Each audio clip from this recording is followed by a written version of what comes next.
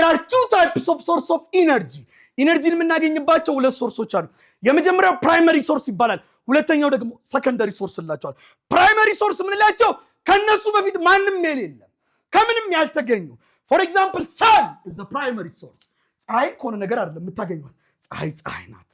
wind is a primary source ንፋስ ኮነ ነገር አይደለም የምታገኙት ንፋስ የሆነ ነገር ተደባልቆ አይደለም ንፋስ ነው የፈጠረው ራሱ ኤግዚስት ያደረገ ነው water or hydro is also a primary source ላቸዋል ከነዚህ ከፕራይመሪ ሶርስ ደግሞ ሰከንደሪ ሶርሶችን እናገኛለን for example የፀሐይ ብርሃንን በመጠቀም ምን ታገኛላችሁ ኤሌክትሪሲቲ ይገኛል ኤሌክትሪሲቲ ኦኬ ኤሌክትሪሲቲን በመጠቀም ደግሞ ምግብ እንሰራለን ሂት ኢነርጂ ይገኛል አይደል ምግብ ያበስላሉ ገጠራማ አካባቢ not only heat energy light energy ብርሃን ተገኘ ያውና light ተገኘ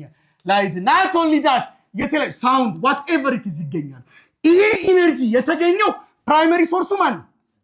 ሰከንደሪ ሶርስ ኤሌክትሪሲቲ ማለት ስለዚህ ኤሌክትሪሲቲ is a secondary source of energy